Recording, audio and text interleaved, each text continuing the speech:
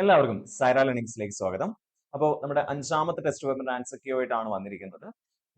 എല്ലാവരും അടിപൊളിയായിട്ട് തന്നെ ആ ക്വസ്റ്റ്യൻസ് എല്ലാവരും ചെയ്തിട്ടുണ്ടാവുമെന്ന് വിചാരിക്കുന്നു. പെർസെന്റേജിന്റെ ചോദ്യങ്ങളായിരുന്നു ഉണ്ടായിരുന്നത് അല്ലെ? നമുക്കറിയാം പെർസെന്റേജ് വളരെ ഇമ്പോർട്ടന്റ് ആയിട്ടുള്ള ഒരു ടോപ്പിക് ആണ് നമ്മുടെ ഈ ഒരു നെറ്റ് എക്സാമുകൾക്ക് അല്ലെ? നെറ്റ് എക്സാമിന് എപ്പോഴും പെർസെന്റേജ് റിലേറ്റഡ് ആയിട്ടുള്ള ചോദ്യങ്ങൾ ഒരുപാട് ആവശ്യം വരുന്ന ഒരു സാധനമാണ്. കാരണം ഡാറ്റ ഇന്റർപ്രിട്ടേഷൻ എന്ന് പറയുന്ന ഒരു സാധനം തന്നെയാണ് ഏറ്റവും ഇമ്പോർട്ടന്റ് ആയിട്ടുള്ള കാര്യം അല്ലെ? മിക്കവാറും പകുതി മുക്കാലും ഡാറ്റ ഇന്റർപ്രിട്ടേഷന്റെ ക്വസ്റ്റ്യൻസ് എന്ത് റിലേറ്റഡ് ആയിരിക്കും? പെർസെന്റേജ് റിലേറ്റഡ് ആയിട്ടുള്ള ചോദ്യങ്ങളായിരിക്കും. പ്ലസ് അതല്ലാതെ നമുക്ക് ഈ പറഞ്ഞ പോലെ മറ്റ് 5 ചോദ്യങ്ങളിലും ചില സമയങ്ങളിൽ പെർസെന്റേജ് റിലേറ്റഡ് ആയിട്ടുള്ള ചോദ്യങ്ങൾ കടന്നു വന്നേക്കാം. അപ്പോൾ അതൊക്കെ എങ്ങനെയാണ് ആൻസർ ചെയ്യുക എന്നുള്ളതാണ് നമ്മൾ ഈ ഒരു ടെസ്റ്റ് പേപ്പറിലൂടെ ഡിസ്കസ് ചെയ്യാൻ പോകുന്നത്. സോ എല്ലാവരും റെഡി ആണല്ലോ? അപ്പൊ നമുക്ക് നേരിട്ട് ക്വസ്റ്റ്യനിലേക്ക് പോയാലോ? ആദ്യത്തെ ക്വസ്റ്റ്യൻ എന്തായിരുന്നു? ഫൈൻ 27% ഓഫ് 400 അല്ലെ? 27% ഓഫ് 400 നമുക്ക് കാണണം. 400ന് 27%ആണ് കാണേണ്ടത് അല്ലെ? അപ്പൊ നമുക്കറിയാം 27% എന്ന് പറഞ്ഞാൽ 27/100 ഇൻറ്റു 400 ചെയ്താൽ നമുക്ക് ആൻസർ കിട്ടും അല്ലെ? അങ്ങനെ നമുക്ക് എഴുതി ചെയ്യേണ്ട സംഭവങ്ങളൊക്കെ ചെയ്യാൻ വേണ്ടി പറ്റും. പക്ഷേ നമ്മൾ ഇവിടെ കണ്ടുപിടിക്കാൻ പോകുന്നത് മനക്കണക്കായി എങ്ങനെ ഇതിന്റെ പെർസെന്റേജുകൾ കണ്ടുപിടിക്കാം എന്നുള്ളതാണ് നമ്മൾ നോക്കാൻ പോകുന്നത് അല്ലെ? സോ എങ്ങനെ മനക്കണക്കായിട്ട് ചെയ്യാൻ പറ്റാം? സിമ്പിൾ ആയിട്ട് നമുക്ക് ചെയ്യാൻ വേണ്ടി പറ്റും. നമുക്കറിയാം 27% എന്ന് പറഞ്ഞു കഴിഞ്ഞാൽ 30% മൈനസ് 3% അല്ലെ? ഒന്നുകിൽ 20% കണ്ടുപിടിച്ച് അതിനോടൊപ്പം 7% കൂട്ടും, അല്ലെങ്കിൽ 30% കണ്ടുപിടിച്ച് അതിന് 3% കുറയ്ക്കാം. അപ്പൊ ഇവിടെ 30% മൈനസ് 3% ചെയ്യുകയാണെങ്കിൽ നമുക്ക് എത്ര പെർസെന്റേജ് കിട്ടും? 27% കിട്ടും അല്ലെ? അപ്പൊ എത്രയാണ് 400ന്റെ 30%? അതാണ് ആദ്യത്തെ ചോദ്യം അല്ലെ?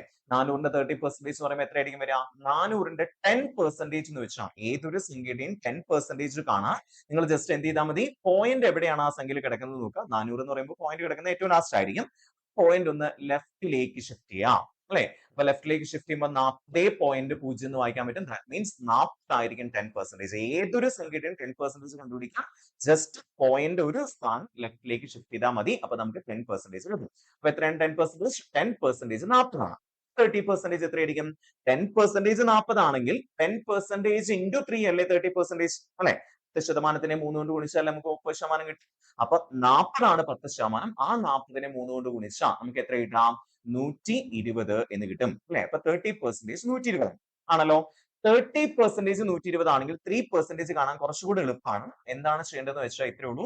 30%ഉം 3% തമ്മിലുള്ള ഡിഫറൻസ് എന്താ? ഇവിടെ ഒരു പോയിന്റ് കയറി വന്നാൽ നമുക്ക് 3% ഒന്നും വായിച്ചൂടെ? 30യുടെ ഇടയ്ക്ക് ആ 0ത്തിന് മുമ്പായിട്ട് ഒരു പോയിന്റ് ഇട്ടു 3.0 ദാറ്റ് മീൻസ് 3% ആയി അല്ലെ? അപ്പൊ അതേപോലെ ഇവിടുത്തെ സംഖ്യയിലും അതേപോലെ പോയിന്റ് ഇട്ട് കൊടുക്കുക. അതായത് ഒരു സ്ഥാനം ലെഫ്റ്റിലേക്ക് ഷിഫ്റ്റ് ചെയ്ത് നമുക്ക് 3% കിട്ടും. അപ്പൊ 30% കണ്ടുപിടിച്ച് 3% കണ്ടുപിടിക്കേണ്ടി വന്നാലും 40% കണ്ടുപിടിച്ച് 4% കണ്ടുപിടിക്കേണ്ടി വന്നാലും 55% then 60% 6% ഇതൊക്കെ കണ്ടുപിടിക്കാൻ എന്ത് ചെയ്താൽ മതി? ഒരു പോയിന്റ് ലെഫ്റ്റിലേക്ക് ഷിഫ്റ്റ് ചെയ്താൽ മതി.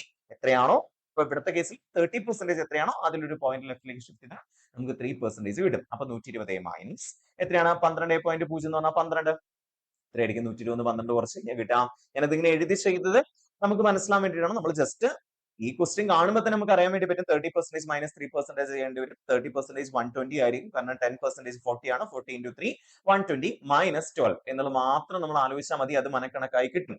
ആദ്യത്തെ കുറച്ച് പ്രാവശ്യം ചെറിയ ചെറിയ ബുദ്ധിമുട്ടുകൾ ഉണ്ടാവും. അത് കാര്യമാക്കണ്ട. ഓക്കെ, മെല്ലെ മെല്ലെ ഇത് നമ്മൾ ഓട്ടോമാറ്റിക്കലി നമ്മുടെ സ്പീഡ് കൂട്ടും. ഇങ്ങനെ ചെയ്യാൻ തുടങ്ങുമ്പോൾ തന്നെ നമ്മുടെ സ്പീഡ് കൂടും. അങ്ങനെ പല കാര്യങ്ങളും ഇമ്പ്രൂവ് ചെയ്യുന്നതായിട്ട് കാണാൻ പറ്റും. ചിലപ്പോൾ നമുക്ക് ആദ്യമൊക്കെ ചെയ്യുമ്പോൾ ഇതിനേക്കാളും എളുപ്പത്തിൽ ഞാൻ എഴുതി കണ്ടുപിടിക്കുന്നതാണ് എളുപ്പം എന്ന് നമുക്ക് തോന്നിയേക്കാം. പക്ഷെ അതിനേക്കാളൊക്കെ എളുപ്പത്തിൽ നമുക്കിത് കിട്ടും. നമ്മളത് ബൈഹാർട്ടായി മനക്കണക്കായി ക്വസ്റ്റ്യൻസ് ചെയ്ത് പഠിച്ചാൽ നമുക്ക് എളുപ്പത്തിൽ കിട്ടും. 120 12 പോയാൽ എത്രയാ? 120 12 പോയാൽ 120 10 പോയാൽ 110 ഒരു 2 കൂടെ പോയാൽ 108. സോ അപ്പൊ എത്രയായിരിക്കും? 27% ഓഫ് 400 108 ആയിരിക്കും. ക്ലിയർ അല്ലേ? യെസ്. അടുത്ത ക്വസ്റ്റ്യൻ എന്താ പറഞ്ഞത്? If 20% of A number is 170 അല്ലെ? 20% of A number is 170 then നമുക്ക് കണ്ടുപിടിക്കേണ്ട എത്രയാണ്? 50% കണ്ടുപിടിക്കണം. ഒന്നുകിൽ നിങ്ങൾക്ക് ഇതിനെ എങ്ങനെ കണ്ടുപിടിക്കാം? 20% 50% പറയുമ്പോൾ നമുക്കറിയാം രണ്ട് 20% അതിനോടൊപ്പം ഒരു 10% കൂട്ടിയതാണ് 50% അല്ലെ? 20% പ്ലസ് 20% പ്ലസ് 10% കൂട്ടി നമുക്ക് 50% കിട്ടില്ലേ? 20 20 40 പ്ലസ് 50 അല്ലെ? കിട്ടും. അപ്പൊ അങ്ങനെയാണെങ്കിൽ ഇവിടുത്തെ 20% എത്രയാ? 20% ഓട്ടോമാറ്റിക് ഓൾറെഡി തന്നത് 170 ആണ്. അടുത്ത 20% 170 ആണ്. ദെൻ 10% എന്ന് പറയുമ്പോൾ എന്തായിരിക്കും? 20% 170 ആണെങ്കിൽ അതിന്റെ നേരെ പകുതി ആയിരിക്കില്ലേ 10%? എത്രയാണ് 170ന്റെ പകുതി? 170ന്റെ പകുതി 160ന്റെ പകുതി ആണെങ്കിൽ 80 ന്റെ പകുതി 5 സോ 85 ആയിരിക്കും 170ന്റെ പകുതി. സോ ഇതെല്ലാം കൂടെ കൂട്ടുമ്പോൾ എത്ര കിട്ടാം? 170, 170, 340, 345, 425 ആയിരിക്കും ഇവിടുത്തെ ആൻസർ. ഓക്കെ, ഇങ്ങനെ കണ്ടുപിടിക്കാം. അല്ലെങ്കിൽ ഇങ്ങനെ ആലോചിച്ചാൽ മതി. 20% എന്ന് പറയുന്നത് 170 ആണെങ്കിൽ എത്രയായിരിക്കും ഇതിന്റെ 100%? നമ്മൾ എങ്ങനെ 100% കണ്ടുപിടിക്കും? നമുക്കറിയാം 20% എന്ന് പറയുന്നതിനെ 5 കൊണ്ട് ഗുണിച്ചാൽ നമുക്ക് എത്ര കിട്ടും? 100% കിട്ടും അല്ലെ? അല്ലെങ്കിൽ നമ്മൾ ചെയ്യേണ്ടത് 170/20 × 100 ചെയ്താലും മതി കേട്ടോ. ഇവിടെ എത്ര വരാം? 20% എന്ന് പറഞ്ഞാൽ എത്രയാണ്? 170 ആണെങ്കിൽ 20 × 5 ചെയ്താൽ നമുക്ക് 100% കിട്ടില്ലേ? 100% എന്ന് വെച്ചാൽ അതേ സംഖ്യയല്ലേ കിട്ടുക. അപ്പൊ അതേപോലെ 170നെ 5 കൊണ്ട് ഗുണിക്കുക. 170 × 5 എന്ന് പറയുമ്പോൾ എത്ര കിട്ടും? 850 എന്ന് കിട്ടും. 850 100% ആണെങ്കിൽ 50% എന്ന് പറയുമ്പോൾ എത്രയായിരിക്കും? ഇതിന്റെ പകുതി 850ന്റെ പകുതി എത്രയാ? 425. അങ്ങനെ ഏത് രീതിയിൽ വേണമെങ്കിലും നമുക്ക് ഇതിന്റെ ആൻസർ കണ്ടുപിടിക്കാൻ പറ്റും. ഓക്കെ, അടുത്ത ക്വസ്റ്റ്യൻ എന്താ? A candidate has to obtain minimum 33% of the total marks to pass. അല്ലെ? എത്ര മാർക്ക് വേണമായിരുന്നു? 33% മാർക്ക് കിട്ടിയാലാണ് ആ കുട്ടിക്ക് ജയിക്കാൻ വേണ്ടി പറ്റുക. അല്ലെ? He got 25% of the total marks and failed by 40 minutes. അല്ലെ? 25% മാർക്ക് കിട്ടുകയും 40 മാർക്കിന്റെ കുറവ് കാരണം ആ കുട്ടി തോറ്റുപോവുകയും ചെയ്തു. സോ അപ്പൊ നിങ്ങൾ ഒന്ന് ആലോചിച്ചേ, 25% കിട്ടി. ശരിക്കും എത്ര ശതമാനം കിട്ടിയാലായിരുന്നു ജയിക്കുക? അല്ലെ? അതായത് 25% കിട്ടി പ്ലസ് എത്ര കിട്ടിക്കഴിഞ്ഞാൽ ഒരു 40 മാർക്ക് കൂടെ കിട്ടിയാൽ ആ കുട്ടി ജയിക്കുമായിരുന്നു. ജയിക്കാൻ എത്ര പെർസെന്റേജാ വേണ്ട? 33% വേണ്ടത് അല്ലെ? 25%നോടൊപ്പം 40 കൂട്ടുമ്പോൾ നമുക്ക് അതിന്റെ 33% കിട്ടുന്നു എന്നുള്ളതാണ് അതിന്റെ അർത്ഥം അല്ലെ? 25% മാർക്ക് കിട്ടി, 40 മാർക്കിന്റെ കുറവ് കൊണ്ട് തോറ്റു മീൻസ് ആ 40 കൂടെ കിട്ടിയിരുന്നെങ്കിൽ ആ കുട്ടിക്ക് എത്ര ശതമാനം കിട്ടുമായിരുന്നു? ജയിക്കാൻ വേണ്ടിയിട്ടുള്ള 33% കിട്ടുമായിരുന്നു എന്നുള്ളതാണ് അതിന്റെ. നിങ്ങൾ ആലോചിച്ച് നോക്കിയേ, എത്രയായിരിക്കും ഈ 40 എന്ന് പറയുന്നത്? 40 എന്ന് പറയുന്നത് 25% + 40 എന്ന് പറയുമ്പോഴാണ് 33% കിട്ടുമെങ്കിൽ 25%നോടൊപ്പം എത്ര ശതമാനം കൂട്ടുമ്പോഴാണ് 33% കിട്ടാം? 8% അല്ലേ? സോ അപ്പൊ അങ്ങനെയാണെങ്കിൽ 40 എന്ന് പറയുന്നത് എത്ര ശതമാനമാണ്? 8%. സോ 8% 40 ആണെങ്കിൽ, അതായത് ആ മാക്സിമം മാർക്കിന്റെ 8% എന്ന് പറയുന്നത് 40 ആണെങ്കിൽ നമ്മൾ എങ്ങനെയാണ് ഇത്? വേറൊരു വഴിയുണ്ട്. ഇങ്ങനെ 8നെ എന്തുകൊണ്ട് ഗുണിച്ചാൽ 40 കിട്ടാന്ന് ആലോചിച്ചാലും മതി. ഇങ്ങനത്തെ ക്വസ്റ്റ്യൻസിൽ 8നെ എന്തുകൊണ്ട് ഗുണിച്ചാൽ 40 കിട്ടും? 5 കൊണ്ട് ഗുണിച്ചാൽ പിന്നെ ഒരു 2 0 കൊണ്ട് ഇട്ട് കൊടുക്കുക. സോ മാക്സിമം മാർക്സ് എന്ന് പറയുന്നത് എത്രയായിരിക്കും? 500 ആയിരിക്കും. അതായത് ഇത്ര ശതമാനം ഇത്രയാണെന്ന് പറഞ്ഞു, എന്നിട്ട് അതിന്റെ 100% കാണണം, അല്ലെങ്കിൽ ആ സംഖ്യ കാണണം. അപ്പൊ നിങ്ങൾ ആലോചിക്കേണ്ടത് ആ ശതമാനത്തിന് മുമ്പിലുള്ള സംഖ്യ ആയിട്ടുള്ള 8നെ എന്തുകൊണ്ട് ഗുണിച്ചാൽ നമുക്ക് 40 കിട്ടുമെന്ന് ആലോചിക്കാം. 8നെ എന്തുകൊണ്ട് ഗുണിച്ചാൽ 40 കിട്ടാം? 5 കൊണ്ട് ഗുണിച്ചാലല്ലേ? അപ്പൊ 5 ഇടുക, എന്നിട്ട് 2 0 ഇട്ട് കൊടുക്കുക. സോ എത്രയായിരിക്കും? 500 ആയിരിക്കും ആൻസർ. അതെങ്ങനെയാണ് വന്നതെന്ന് ചോദിച്ചാൽ ഇത്രേ ഉള്ളൂ. 8% 40 ആണെങ്കിൽ അല്ലെ? 8% 40 ആണെങ്കിൽ നമ്മൾ ആദ്യം എന്ത് ചെയ്യുന്നു? ഇതിന്ന് 1% കാണുന്നു. 1% കാണാൻ ഇതിനെ 8 കൊണ്ട് ഹരിക്കൽ ചെയ്യണ്ട. അപ്പൊ ഇവിടെയും 8 കൊണ്ട് ഹരിക്കണം അല്ലേ? അപ്പൊ 1% എത്ര കിട്ടാം? 40/8 എന്ന് പറയുമ്പോൾ 5 എന്ന് കിട്ടും. 1% 5 ആണെങ്കിൽ ഇതിനെ 100% ആക്കാൻ വേണ്ടിയിട്ട് 2 0 ഇട്ട് കൊടുക്കണ്ടേ? സോ അതേ പണി തന്നെയാണ് അവിടെ ചെയ്തത്. അത് കുറച്ചുകൂടെ എളുപ്പത്തിൽ ചെയ്തു എന്ന് മാത്രം. ഓക്കെ, അതായത് 8നെ എന്തുകൊണ്ട് ഗുണിച്ചാൽ 40 കിട്ടുന്ന ആലോചിച്ചു. 5 അല്ലെ? അതായത് ഹരിക്കണേന് പകരം 40നെ 8 കൊണ്ട് ഹരിക്കണേന് പകരം നമ്മൾ 8നെ എന്തുകൊണ്ട് ഗുണിച്ചാൽ 40 കിട്ടുന്ന ആലോചിച്ചു. 5 കൊണ്ടാണ്. ആ 5 അവിടെ എഴുതി 2 0 അവിടെ ഇട്ട് കൊടുത്തു. അതായത് ഇൻറ്റു 100 കൂടെ ചെയ്യണതിന് പകരം നമ്മൾ എന്ത് ചെയ്തു? 2 0 അവിടെ ഇട്ട് കൊടുത്തു. സോ അപ്പൊ എത്ര വരിക? 500 ആയിരിക്കും ആൻസർ. സിമ്പിൾ. യെസ്. അടുത്ത ക്വസ്റ്റ്യൻ എന്താ? If a number first increased by 10% and then decreased by 10%, the net change is എന്നുള്ളതാണ് ചോദ്യം. ഇങ്ങനത്തെ ചോദ്യം വരുന്ന സമയത്ത് നമ്മൾ മനസ്സിലാക്കേണ്ട കേസ്, ഒരു നമ്പറിനെ ആദ്യം 10% കൂട്ടുകയും എന്നിട്ട് 10% കുറയ്ക്കുകയും ചെയ്താൽ എന്താണ് നെറ്റ് ചേഞ്ച് എന്നുള്ളതാണ് ചോദ്യം. സോ നമുക്ക് ആദ്യം ഒന്ന് ഒരു എക്സാമ്പിൾ എടുത്ത് ചെയ്ത് നോക്കാം. ശരിക്കും പറഞ്ഞാൽ ഒരു ഇക്വേഷൻ ഉണ്ട്, അത് ഞാൻ പറഞ്ഞുതരാം. അതാണ് കുറച്ചുകൂടെ അവിടെ എളുപ്പം കേട്ടോ. എല്ലാത്തിലും നമുക്ക് ഇക്വേഷൻ വേണ്ടെന്നല്ല ഞാൻ പറഞ്ഞത്. പക്ഷെ ചില കാര്യങ്ങളിൽ ഇക്വേഷൻ ആയിരിക്കും വളരെ എളുപ്പം. അപ്പൊ നമ്മൾ ഇക്വേഷൻ മെത്തേഡ് ഫോളോ ചെയ്യാം, അല്ലെങ്കിൽ നമ്മൾ നമ്മുടെ കൺസെപ്റ്റ് മെത്തേഡ് ഫോളോ ചെയ്യാം അല്ലെ? അപ്പൊ ഇവിടെ 10% ആദ്യം ഇൻക്രീസ് എന്ന് പറയുമ്പോൾ സപ്പോസ് നമ്പർ 100 ആണെന്ന് വിചാരിക്കാം. ഓക്കെ, നമ്പർ 100 ആയിട്ട് എടുക്കാം. അപ്പൊ നമ്മൾ എടുത്തു നമ്പറിനെ എത്രയായിട്ട് എടുത്തു? 100 ആയിട്ട് എടുത്തു. Number is equal to 100. Okay, then അതിന്റെ 10% ഇൻക്രീസ് ആയി എന്ന് പറഞ്ഞാൽ എത്രയാ? 100ന്റെ 10% എത്രയാ? 10 കൂടി. അപ്പൊ 100ന്റെ ഒപ്പം 10 കൂട്ടി. ഇപ്പൊ എത്രയായി? 110 ആയി അല്ലെ?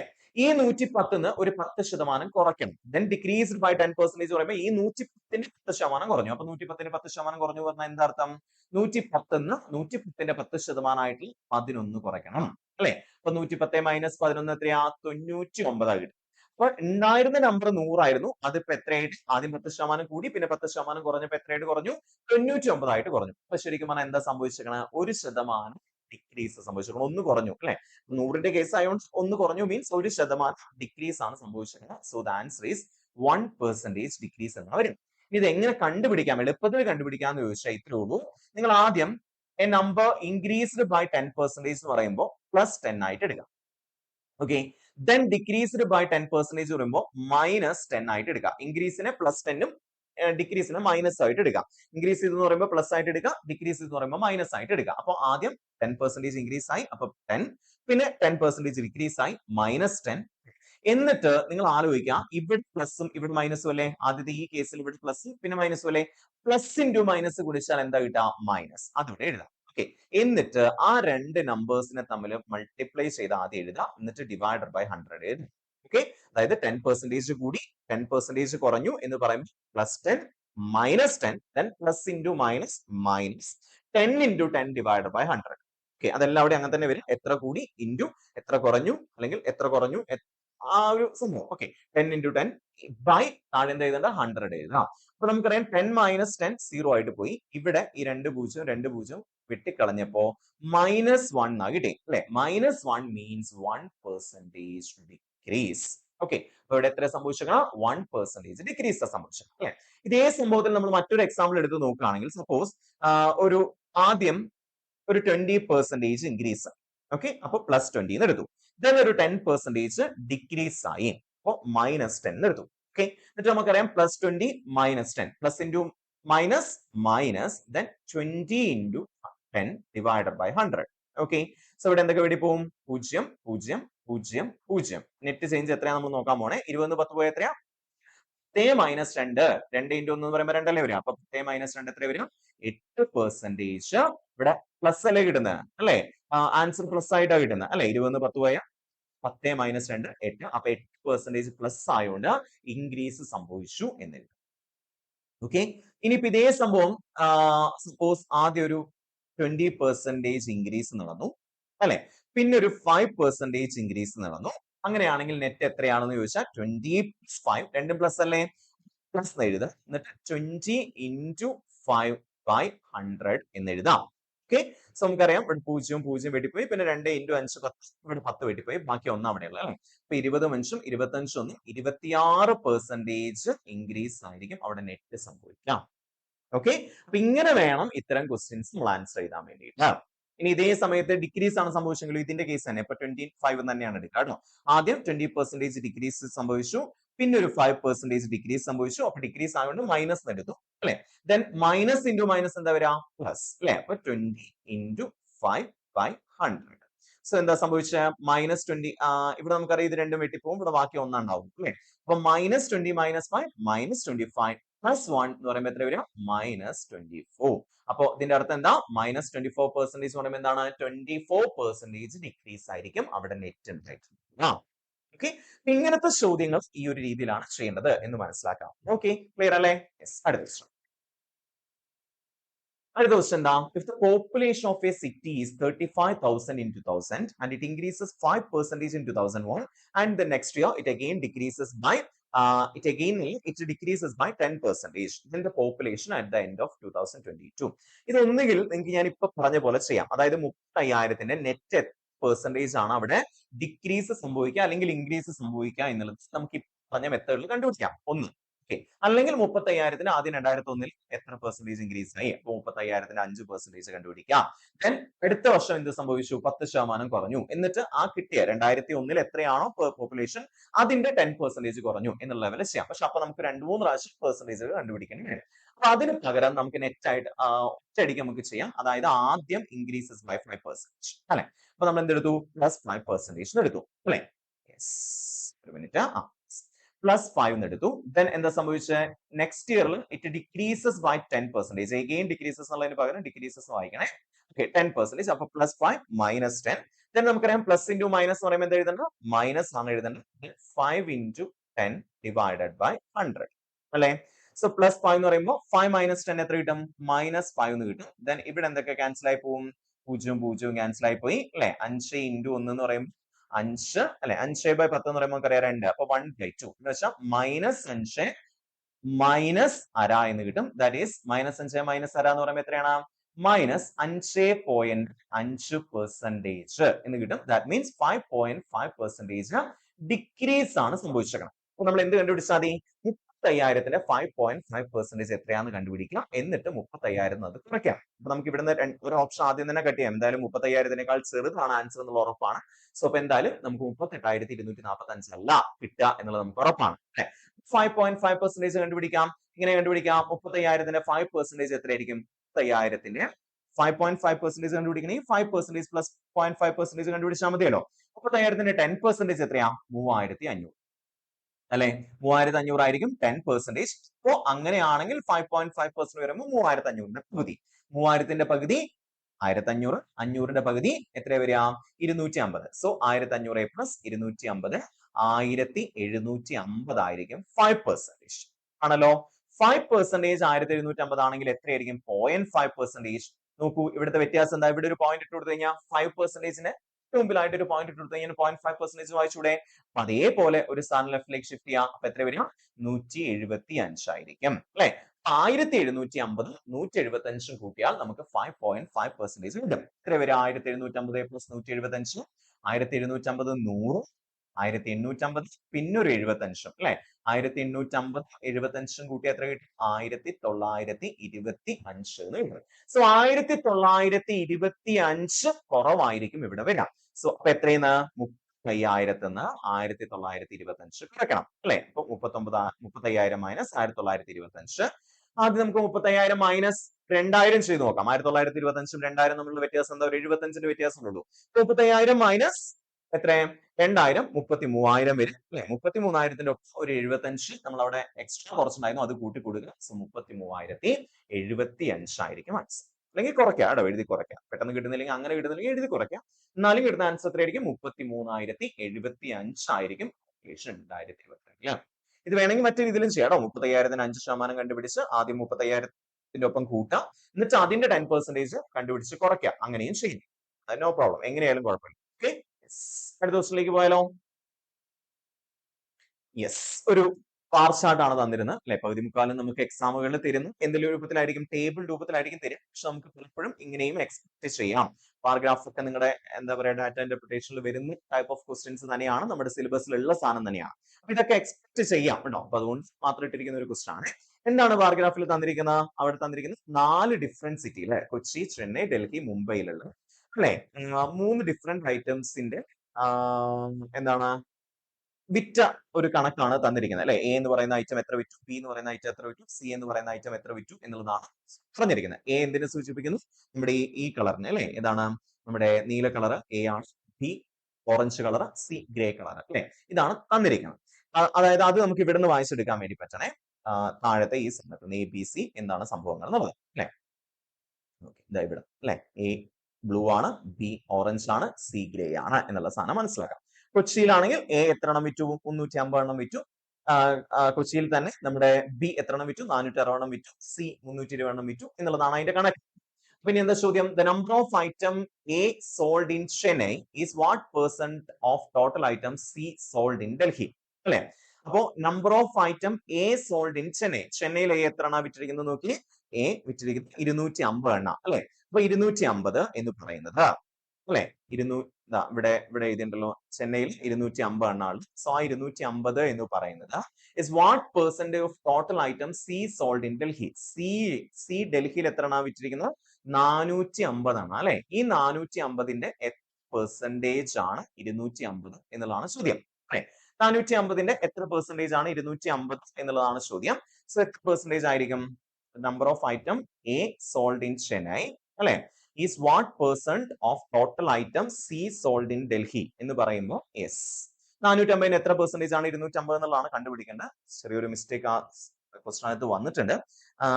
ഇതില് നമുക്ക് എത്ര പെർസെന്റേജ് ആയിരിക്കും കിട്ടുക? അതിന്റെ ആൻസർ എന്തായാലും എന്തല്ല, ഇതിൽ ഓപ്ഷൻസിൽ ഇല്ല കേട്ടോ. 450ന്റെ എത്ര പെർസെന്റേജ് ആണ് 250 എന്ന് ചോദിക്കുമ്പോൾ നമുക്കറിയാം ഇവിടെ 0 വെട്ടിപ്പോവും അല്ലെ? പിന്നെ വേണമെങ്കിൽ നമുക്ക് 25നെയും 45നെയും വെട്ടി ചെറുതാക്കാം. എത്ര പ്രാവശ്യം പോവും? 25 5ൽ 5 പ്രാവശ്യം 9 പ്രാവശ്യം അല്ലെ? അപ്പൊ 500/9 എന്നാണ് ഇവിടെ വരിക. 500/9 നമ്മൾ ചെറുതാക്കുമ്പോൾ എത്ര കിട്ടാം? 9ല് 9 എത്ര പ്രാവശ്യം പോവും? 5 45 അല്ലെ? വീണ്ടും 5 ശേഷം 50ല് വീണ്ടും 5 45 വീണ്ടും 5 ശേഷം 55.555 അങ്ങനെയാണ് പോവുക അവിടെ അല്ലെ? അല്ലെങ്കിൽ 55. എത്ര വരിക 45 5 ശിഷ്ടൽ വരിക 5/9% ആയിരിക്കും വരിക. ഇവിടുത്തെ ഓപ്ഷനിൽ മിസ്റ്റേക്ക് ഉണ്ട്. ഓക്കെ, സോ ഓപ്ഷനിൽ അതിന്റെ ആൻസർ ഇല്ല. 55/9% ആയിരിക്കും അവിടുത്തെ ആൻസർ വരിക. ക്ലിയർ ആണല്ലോ? അടുത്ത question. The total number of items sold in Delhi is approximately what percentage more than total items sold in Mumbai?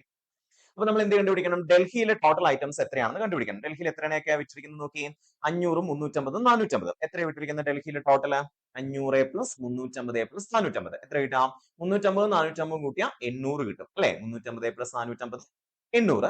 800 plus 500 എത്ര കിട്ടാം? 1300 ആണ് ഡൽഹിയിൽ ടോട്ടൽ വിറ്റിരിക്കുന്നത്. ഓക്കെ, ഡൽഹിയിൽ ടോട്ടൽ വിറ്റിരിക്കുന്ന എണ്ണ എത്രയാണ്? 1300 ആണ്. ഇനിയോ മുംബൈയിലോ? മുംബൈയിലാണെങ്കിൽ എത്ര വിറ്റിരിക്കുന്നു നോക്കി. മുംബൈയിലെ ലാസ്റ്റത്തെ കേസിൽ 200, 300, 500, 500, 300, 800, 850, 850 അല്ലെ? അതായത് 200 പ്ലസ് 350 പ്ലസ് 300 കൂട്ടുമ്പോൾ നമുക്ക് എത്ര കിട്ടും? 850 എന്ന് കിട്ടും. ഇനി എന്താ ചോദ്യം? Total number of items sold in Delhi is approximately what percentage more than എന്ന് പറയുമ്പോൾ ഇങ്ങനത്തെ ചോദ്യം വരുമ്പോൾ എത്ര പെർസെന്റേജ് മോർ ആണ്, എത്ര പെർസെന്റേജ് കുറവാണ്, എത്ര പെർസെന്റേജ് ലെസ് ആണ് എന്നൊക്കെ ചോദിക്കുന്ന സമയത്ത് നിങ്ങൾ ആദ്യം ഇവര് തമ്മിലുള്ള ഡിഫറൻസ് കാണാം. 850ഉം 1300 തമ്മിലുള്ള ഡിഫറൻസ് കാണാം. എത്രയാണ് 850ഉം 1300 തമ്മിലുള്ള വ്യത്യാസം? 850 മൈനസ് 1300 എത്ര വരാം? 850 1300 കുറച്ച് കഴിഞ്ഞാൽ 1300 മൈനസ് 850 എന്ന് പറയുമ്പോൾ 1300 800 കുറച്ച 500 കിട്ടും അല്ലെ? 50 കൂടെ കുറച്ച 450 കിട്ടും. ആ 450 എന്ന് പറയുന്നത് മുംബൈയിലെ ടോട്ടൽ എത്രയാണ് വിറ്റിരിക്കുന്നത്? നമ്മുടെ 850 അല്ലെ? ഈ 850ന്റെ എത്ര പെർസെന്റേജ് ആണ് 450 എന്നുള്ളതാണ് ചോദ്യം. 850ന്റെ എത്ര പെർസെന്റേജ് ആണ് 450 എന്നുള്ളതാണ് ചോദ്യം. ഓക്കെ, അപ്പൊ എത്ര പെർസെന്റേജ് ആയിരിക്കും? നമുക്കറിയാം 850ന്റെ ചെറിയൊരു മിസ്റ്റേക്ക് ക്വസ്റ്റ്യൻ അകത്തുണ്ട് അല്ലെ? 850ന്റെ എത്ര പെർസെന്റേജ് ആണ് 450 എന്ന് ചോദിച്ചു കഴിഞ്ഞാൽ 850ന്റെ നമുക്കറിയാം ഇവിടെ 0 വെട്ടിക്കളയാൻ വേണ്ടി പറ്റും അല്ലെ? പിന്നെ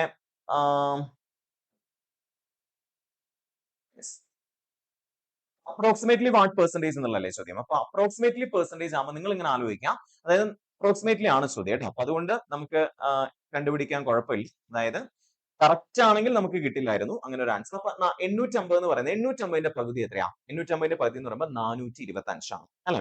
425 അല്ലെ? ആ 425നേക്കാൾ കുറച്ച് കൂടുതലല്ലോ 450 എന്ന് പറയുമ്പോൾ അല്ലെ? ഒരു 25 കൂടുതൽ. 850ന്റെ 1% എത്രയായിരിക്കും? 8.5 അല്ലെ? അപ്പൊ 2% എത്രയായിരിക്കും? 17. ഏകദേശം എത്രയായിരിക്കും? ഒരു 52% ഒക്കെ ആയിരിക്കും വരിക. അതായത് 850ന്റെ 50% 425. പക്ഷെ അതിനേക്കാൾ 25 കൂടുതലാണ് 450 എന്ന് പറയുന്നത്. അപ്പൊ 50നേക്കാൾ കുറച്ച് കൂടുതലാണ്. അപ്പൊ അങ്ങനെ വരുമ്പോ 60ന്റെ അത്രയൊന്നും പോയിട്ടുമില്ല. അപ്പൊ അങ്ങനെ ഒരു ഓപ്ഷൻ നമ്മുടെ ഓപ്ഷനിൽ ഇത് മാത്രമേ ഉള്ളൂ, 52% എന്നുള്ള സാധനം മാത്രമേ ഉള്ളൂ അല്ലെ? അപ്പൊ നമ്മൾ എന്ത് എഴുതി? 52% ആയിരിക്കും വരിക. 52.something% ആയിരിക്കും കറക്റ്റ് ആൻസർ കേട്ടോ. അടുത്ത ക്വസ്റ്റ്യൻ. ഒരു ആവറേജ് നമ്പർ കണ്ടുപിടിക്കാനാണ് ചോദിച്ചേക്കുന്നത്.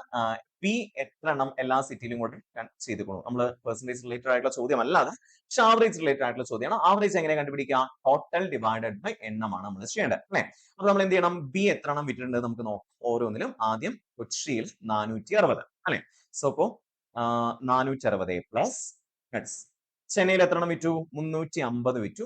350 പ്ലസ് അഗെയിൻ ഡൽഹിയിൽ എത്ര എണ്ണം വിറ്റു? 350 തന്നെയാണ് വിറ്റിരിക്കുന്നത് അല്ലെ? അപ്പൊ 350 പ്ലസ് മുംബൈയിലും 350 തന്നെയാണ് വിറ്റിരിക്കുന്നത്. 350 ഇതെല്ലാം കൂടെ കൂട്ടിയിട്ട് എത്ര കൊണ്ട് ഹരിക്കണം? നമ്മൾ ഡിവൈഡഡ് ബൈ 1 2 3 4 സിറ്റികളിലുള്ള 4 കൊണ്ട് ഹരിക്കണം. എത്ര വരിക? 350 പ്ലസ് 350 700. 700 പ്ലസ് 350 1050. 1050 പ്ലസ് 460. 1050 പ്ലസ് 460 എത്രയായിരിക്കും ആലോചിച്ച്? 1050 പ്ലസ് 460 ഇവിടെ 0 കൂട്ടി 5 6 11 ബാക്കി 1 അല്ലെ? 1510 എന്ന് കിട്ടി. ഈ 1510നെ 4 വെച്ച് നമ്മൾ ഡിവൈഡ് ചെയ്യണം അല്ലെ? അപ്പൊ എത്ര പ്രാവശ്യം പോകും നോക്കി? 3 4 12 അല്ലെ? ബാക്കി 31ൽ 7 4 28 അല്ലെ? 28 നമുക്ക് ഏകദേശം ആൻസർ കിട്ടി. 7 370 അല്ലെ? നമുക്ക് ഏതായിരിക്കും ആൻസർ? 377.5 ആയിരിക്കും. കാരണം 3 7 സെക്കൻഡ് ലെറ്റർ 7 വരുന്ന ഒരൊറ്റ ഓപ്ഷൻ മാത്രമേ ഉള്ളൂ അല്ലെ? ഫസ്റ്റ് ലെറ്റർ 3 വരുന്ന 3 ഓപ്ഷൻസ് തന്നെ. പക്ഷെ സെക്കൻഡ് ലെറ്റർ 7 വരുന്ന ഒരൊറ്റ ഓപ്ഷൻ മാത്രമേ ഉള്ളൂ. സോ നമ്മൾ ബാക്കി ചെയ്യേണ്ട ആവശ്യമില്ല. 377.5. അപ്പൊ ആവറേജ് കണ്ടുപിടിക്കാൻ എന്ത് ചെയ്താൽ മതി? ടോട്ടൽ ഡിവൈഡഡ് ബൈ നമ്പർ ചെയ്യാം. അടുത്ത ക്വസ്റ്റിലേക്ക് പോയാലോ? അടുത്ത ക്വസ്റ്റ്യൻ എന്താ? The total number of item A sold in cities Kochi, Chennai and Mumbai together is what percentage of total number of items C sold in Chennai? അപ്പൊ നമുക്ക് നോക്കേണ്ടത് എന്താണ് total number of item A sold in cities Kochi, Chennai and Mumbai. കൊച്ചിയിൽ എത്രണ്ണം solve ചെയ്തിരിക്കുന്നു? 350. ചെന്നൈയിൽ 250 അല്ലെ? പിന്നെയോ മുംബൈയിൽ എത്രണ്ണം സോൾവ് ചെയ്തിരിക്കുന്നത്? 200 എണ്ണമാണ് സോൾവ് ചെയ്തിരിക്കുന്നത് അല്ലെ? 350ഉം 250ഉം കൂട്ടും 700 കിട്ടും നമുക്ക് അല്ലെ?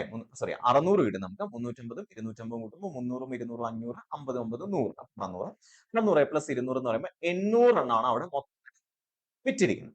ഇനി സി സോൾഡ് ഇൻ ചെന്നൈ. ചെന്നൈയിൽ എത്ര എണ്ണ സി സോൾഡ് ചെയ്തിരിക്കുന്നു നോക്കിക്കേ. ചെന്നൈയിൽ 400 എണ്ണ അല്ലേ? അപ്പൊ ആ 400ന്റെ എത്ര പെർസെന്റേജ് ആണ് 800 എന്നുള്ളതാണ് ചോദ്യം അല്ലേ? അപ്പൊ 400ന്റെ എത്ര പെർസെന്റേജ് ആയിരിക്കും 800? നമുക്കറിയാം 400ന്റെ ഇരട്ടിയല്ലേ 800. അപ്പൊ എത്ര പെർസെന്റേജ് ആയിരിക്കും? 400ന്റെ 100% വെച്ച് നോക്കുമ്പോൾ 400. സോ ഇരട്ടി എന്ന് പറയുമ്പോൾ എത്രയായിരിക്കും? 200% ആയിരിക്കും. ക്ലിയർ ആണല്ലോ? സോ നമുക്ക് കൺഫ്യൂഷൻ ആവാൻ വഴിയുണ്ട്. നമ്മൾ നേരെ പകുതി എന്നുള്ള ലെവൽ വെച്ച് 50% എഴുതി വെക്കാനുള്ള എല്ലാ സാധ്യതയുണ്ട്. പക്ഷെ ഇവിടെ ഇരട്ടിയാണ്. സോ എത്ര എഴുതി വരാം? 200%. ഓക്കെ അല്ലേ? അടുത്ത ക്വസ്റ്റ്യൻ എന്താ പറഞ്ഞത്? In Kolkata the number of items C sold was 33 1/3% less than the number of items C sold in Delhi. Okay, Kolkata എന്ന് പറയുന്ന ഒരു സംഭവം നമുക്ക് ഇവിടെ തന്നിട്ടില്ല. അപ്പൊ കൊൽക്കത്തയിൽ സപ്പോസ് കൊൽക്കത്ത എന്ന് പറയുന്ന ഒരു എന്താ പറയാ സ്ഥലത്ത് കൂടെ നമ്മൾ എടുക്കുകയാണെങ്കിൽ അതിനകത്ത് ഐറ്റം സി അല്ലെ, ഐറ്റം സിയുടെ എണ്ണം എത്രയാണ്? നമ്മുടെ ഡൽഹിയിൽ എത്രയാണ് ഐറ്റം സി സോൾവ് ചെയ്തിരിക്കുന്നത്? ഡൽഹിയിൽ ഐറ്റം സി സോൾവ് ചെയ്തിരിക്കുന്നത് 450 ആണ്. ആ 450നേക്കാൾ 33 1/3% ലെസ് ആണ് എന്ന് പറയുമ്പോൾ എന്താ നമ്മൾ ചെയ്യേണ്ടത്? 450 33 1/3% എങ്ങനെ കണ്ടുപിടിക്കാം? ഒരു സംഖ്യയുടെ 33 1/3% കണ്ടുപിടിക്കണമെങ്കിൽ നമ്മൾ എന്ത് ചെയ്താൽ മതി? ആ സംഖ്യയെ 3 വെച്ച് ഡിവൈഡ് ചെയ്താൽ മതി അല്ലെ? അപ്പൊ 450/3 എത്ര കിട്ടാ? 150. അപ്പൊ എന്താണ് അർത്ഥം? 450നേക്കാൾ 150 കുറവായിരിക്കും. 33 1/3% എന്ന് പറയുമ്പോൾ എന്താണ്? ഇത്രയും കുറവായിരിക്കുന്നതാണ്. അപ്പൊ 450 മൈനസ് 150, 450 മൈനസ് 150 എത്രയാ? 300 ആയിരിക്കും ആൻസർ. സോ അപ്പൊ എത്ര എണ്ണമായിരിക്കും വിറ്റിട്ടുണ്ടാവും? 300 എണ്ണമായിരിക്കും ഐറ്റം സി കൊൽക്കത്തയിൽ വിറ്റിട്ടുണ്ടാവും. ക്ലിയർ അല്ലേ? അപ്പൊ ഇത്രേ ഉള്ളൂ. സിമ്പിൾ ആയിട്ട് നമുക്ക് ഇത്തരം ക്വസ്റ്റ്യൻസ് ഒക്കെ ആൻസർ കണ്ടുപിടിക്കാൻ വേണ്ടി പറ്റും. അപ്പൊ അത് കൃത്യമായി തന്നെ എന്താ പറയാ മനസ്സിലാക്കി ചെയ്യുക എന്നുള്ളതാണ് ഏറ്റവും ഇമ്പോർട്ടന്റ് ആയിട്ടുള്ള കാര്യം. ഓക്കെ, നമ്മുടെ എക്സാമിന്റെ ഒരു മോഡൽ ക്വസ്റ്റ്യൻസ് തന്നെയാണ് നമ്മൾ ഇവിടെ ഇട്ടിരിക്കുന്നത് കേട്ടോ. ഇത്തരം ഇങ്ങനെയുള്ള ചോദ്യങ്ങളൊക്കെ എക്സാമിന് ചോദിക്കാറുണ്ട്. ഓക്കെ, അപ്പൊ അത്രയാണ് ഈ ഒരാഴ്ചത്തെ ചോദ്യങ്ങൾ ഉണ്ടായിരുന്നത്. അപ്പൊ നമുക്ക് അടുത്ത ആഴ്ചയിലെ ചോദ്യങ്ങളുമായിട്ട് കണ്ടുമുട്ടും. അതുവരേക്കും താങ്ക് യു വെരി മച്ച്.